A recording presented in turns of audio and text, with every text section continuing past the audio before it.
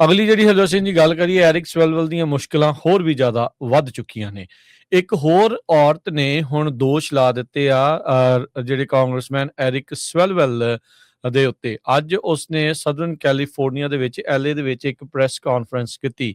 ਔਰਤ ਦਾ ਨਾਂ ਲੌਨਾ ਡਰਿਊਜ਼ ਆ।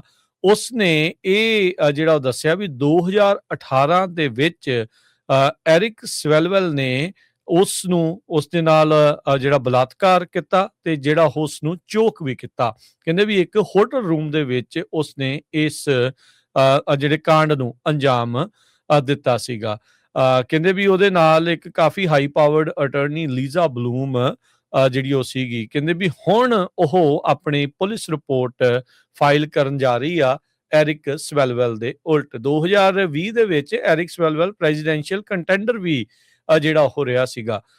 ਕਹਿੰਦੇ ਵੀ ਇਹਨੇ ਮੈਨੂੰ 2 ਪਬਲਿਕ ਇਵੈਂਟਸ ਦੇ ਉੱਤੇ ਇਨਵਾਈਟ ਕੀਤਾ ਸੀ, ਮੈਂ ਉੱਥੇ ਗਈ ਸੀ। ਇਹ ਕਹਿੰਦੀ ਵੀ ਮੈਨੂੰ ਪਤਾ ਸੀਗਾ ਉਸ ਟਾਈਮ ਦੇ ਉੱਤੇ ਵੀ ਇਹ ਵਿਆਹਿਆ ਆ ਤੇ ਇਹਦੀ ਜਿਹੜੀ ਵਾਈਫ ਆ ਪ੍ਰੈਗਨੈਂਟ ਆ। He was my friend. On the third occasion, I believed he drugged my drink. I only had 1 glass of wine.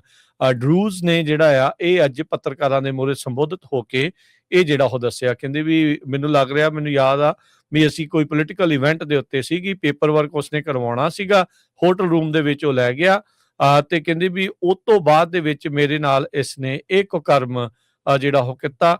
ਹੀ ਰੇਪਡ ਮੀ, ਇਹ ਜਿਹੜਾ ਉਸਦਾ ਕੋਟ ਅਨਕੋਟ ਇਹ ਜਿਹੜਾ ਡਰੂਜ਼ ਨੇ ਅੱਜ LA ਦੇ ਵਿੱਚ ਪ੍ਰੈਸ ਕਾਨਫਰੰਸ ਦੇ ਵਿੱਚ ਆਖਿਆ ਆ। ਇਹ ਪ੍ਰੈਸ ਕਾਨਫਰੰਸ ਉਦੋਂ ਇਸ ਜਿਹੜੀ ਬੀਬੀ ਨੇ ਕੀਤੀ ਆ ਜਦ ਉਸ ਤੋਂ ਕਈ ਘੰਟੇ ਪਹਿਲਾਂ ਐਰਿਕ ਸਵੈਲਵੈਲ ਨੇ ਕਾਂਗਰਸ ਤੋਂ ਵੀ ਰਿਜ਼ਾਈਨ ਐਲਾਨ ਦਿੱਤਾ ਸੀਗਾ। ਹੁਣ ਇਸ ਨਵੀਂ ਐਲੀਗੇਸ਼ਨ ਦੇ ਉਲਟ ਐਰਿਕ ਸਵੈਲਵੈਲ ਦਾ ਕੋਈ ਅਜੇ ਬਿਆਨ ਨਹੀਂ ਆਇਆ ਹੈਗਾ।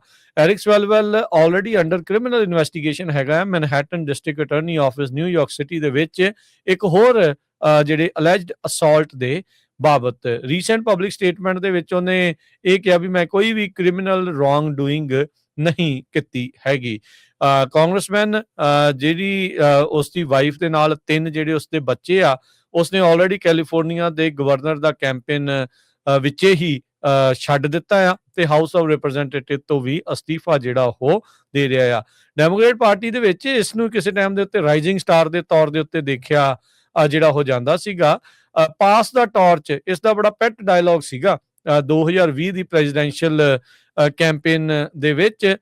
ਪਰ ਅੱਜ ਜੋ ਇਸ ਦੇ ਦੁਆਰਾ ਕਥਿਤ ਤੌਰ ਦੇ ਉੱਤੇ ਕਰਤੂਤਾਂ ਜਿਹੜੀਆਂ ਉਹ ਸਾਹਮਣੇ ਆ ਰਹੀਆਂ ਆ, ਉਸਨੇ ਚੰਗੀ ਜਿਹੜੀ ਨਮੋਸ਼ੀ ਆ ਉਸ ਨੂੰ ਦਵਾਈ ਹੈਗੀ ਆ। ਤੇ 4 ਬੀਬੀਆਂ ਨੇ ਪਹਿਲਾਂ ਇਸ ਦੇ ਉੱਤੇ ਐਲੀਗੇਸ਼ਨ ਲਾਏ ਸੀ, ਹੁਣ 5ਵੀਂ ਬੀਬੀ ਲੌਨਾ ਡਰੂਜ਼ ਉਸਨੇ ਅੱਜ ਇੱਕ ਹੋਰ ਨਵੀਂ ਜਿਹੜੀ ਐਲੀਗੇਸ਼ਨ ਇਸ ਦੇ ਉੱਤੇ ਲਾ ਦਿੱਤੀ ਆ। ਸੋ ਫਾਰ 2 ਬੀਬੀਆਂ ਨੇ ਤਾਂ ਸਿੱਧਾ ਹੀ ਰੇਪ ਦੇ ਜਿਹੜੇ ਚਾਰजेस ਆ ਇਸ ਦੇ ਉੱਤੇ ਲਗਾ ਦਿੱਤੇ ਹੈਗੇ।